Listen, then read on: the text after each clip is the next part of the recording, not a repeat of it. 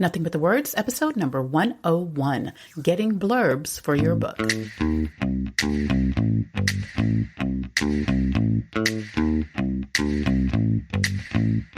What if it's possible to finally write the book that's been on your mind for months or even years? Welcome to Nothing But the Words, the podcast that gives you tips, insights, and practical advice to write a transformative book in spite of all your doubts and fears.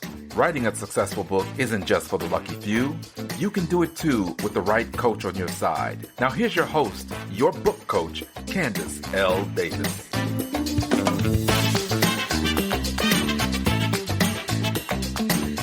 Hey there, and welcome to Nothing But the Words. I'm your book coach, Candace L. Davis, and this episode is all about how you can get blurbs for your book. Now, I have had an 8-week sabbatical, more time off than I've had in many, many years.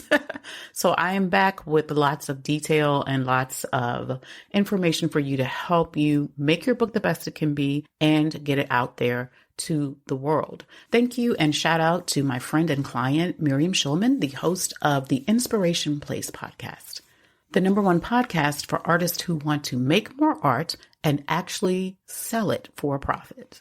Miriam suggested I do a podcast episode on how to get blurbs for your book because she was at that point in her publishing process. It had actually never occurred to me, but obviously it was a great idea.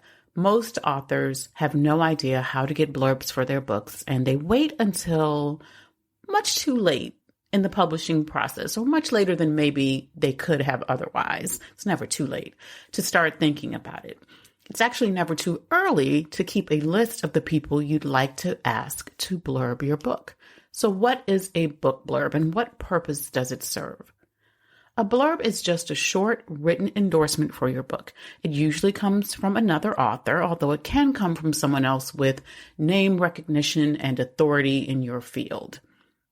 Blurbs usually appear on the front or back cover of a book, or both, on the Amazon book description or sales page, and on the author's website. They can also be inside the book. If you look at Tony Robbins' book, Money, Master the Game, it's one of his most recent books. It's like 600 pages, so I have never actually finished it. You'll see blurbs everywhere on his book. He has 1 blurb on the front cover and 3 on the back cover, above the back cover copy, that copy that summarizes the book and tells you why you should buy it. And then if you open the paperback edition that I have, you'll find 5 whole pages of blurbs, starting with a sort of general Tony's great endorsement from former President of the United States, Bill Clinton. That, my friend, is a lot of blurbs. Many of which, like Clinton, speak more to how great Tony is than they do to the actual content of the book. So you can kind of see how authors can, maybe if someone has said this publicly about you before and maybe they've given you an endorsement, but they haven't actually read your book, you can still use that endorsement as a blurb for your book. Whatever you think about Steve Forbes, Oprah Winfrey, President Clinton, Steve Wynn, or Diane Sawyer, their endorsements carry weight, and Tony Robbins has used them as blurbs for his book, or his publisher has used them as blurbs for his book.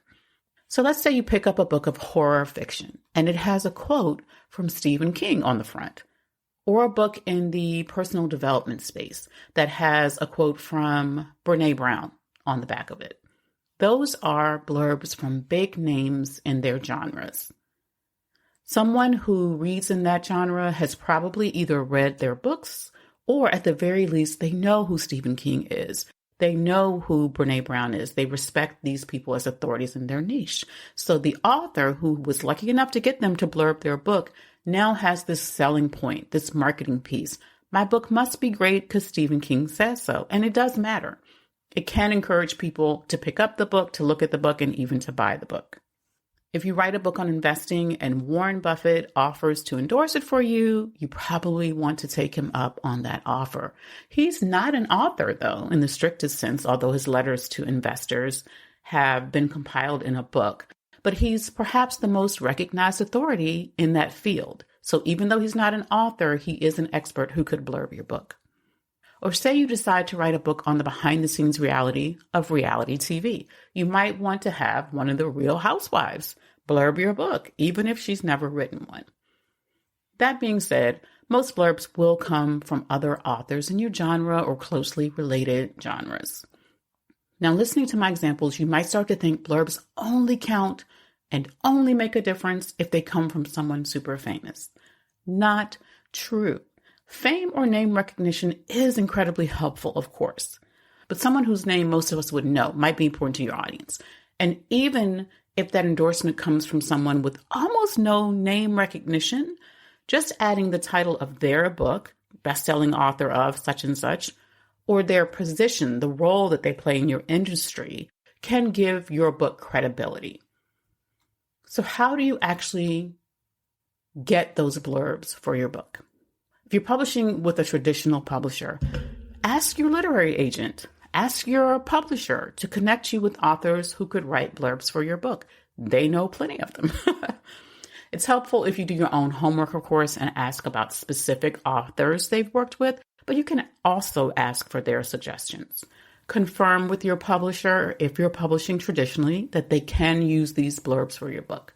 Worst case, you can still use them. You can always use them on your website and your social media, but it's good to have clarity about what the publisher can use for your book cover or interior of your book. So, for example, you don't want to go out and get 15 blurbs for your book and have your publisher say, that's great, but we can only use 5, because now the other 10 people are going to be insulted.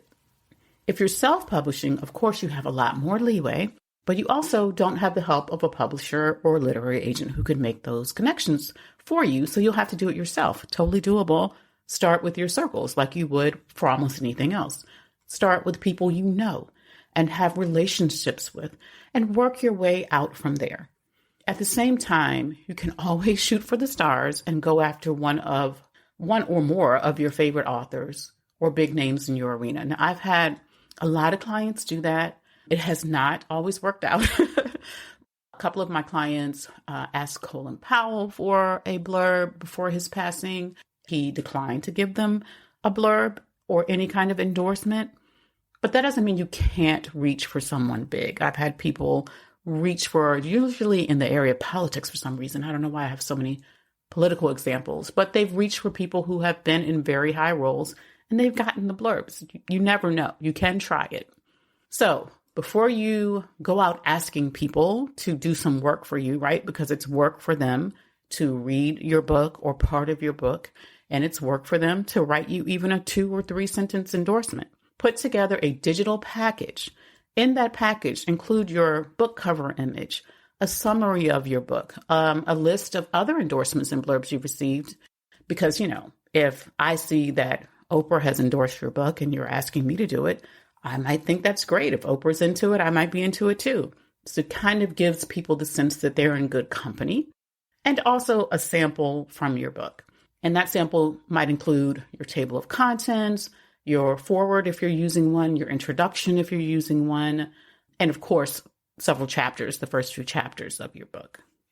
So obviously, if I'm saying you need to include things like your cover design, your table of contents, and a sample of your book, this should be the pretty much finished version of your manuscript, right? You're sending this out when your book is nearly done. This is why I really encourage people not to try to publish their book the minute, when you're self-publishing, the minute that it comes back from the editor, right? You may have some other things you want to do.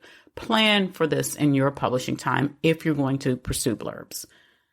So you're sending out a version. This might be an uncorrected proof version of your manuscript, meaning it's already been laid out with the design and it looks beautiful, but you haven't had a chance to do the proofreading of this or pay someone to do the proofreading of this manuscript. And you can always label it uncorrected proof so that whoever's reading it knows that you're still going to go through that part of the process.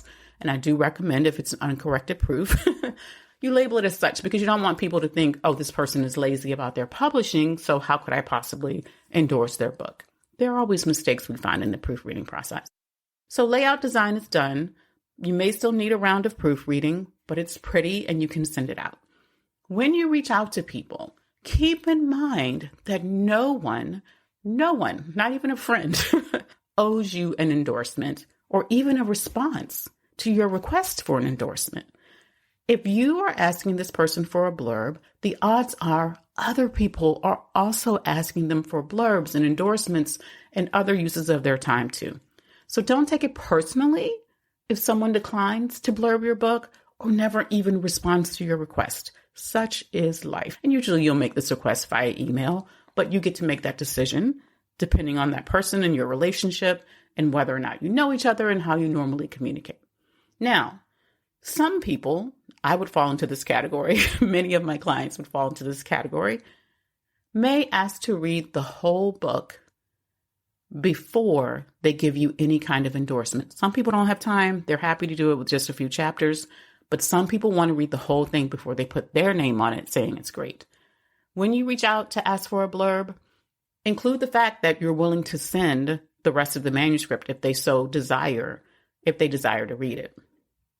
So when you're asking for that blurb, include in your email who you are. Tell them a little bit of something about you, how you're connected to this person, if you are connected to this person anyway, what you love and admire about their book or their work, whatever you've experienced of them that makes you think they would be great to give your book a blurb, what your book has in common with their work. And then, of course, request a blurb if they enjoy the sample of your book that you're sending along. Reminding them, of course, that if they want to receive the full manuscript, you're happy to send it. Finally, thank them just for reading this email. Whether they blurb your book or not, you appreciate their time and attention. Now, will a blurb make or break your book sales? I can't really say it will make or break your sales, but look at it this way. The right blurbs can certainly help. If you have a blurb on your book from someone whose name is recognizable to your audience and who they respect, yeah, that might get more people to pick up your book or buy your book. But many, many, many books have become bestsellers without a single blurb. So you get to decide if this is going to be a part of your marketing and promotion strategy. Consider your overall marketing plan and how blurbs might help and how easy or difficult it might be for you to get them.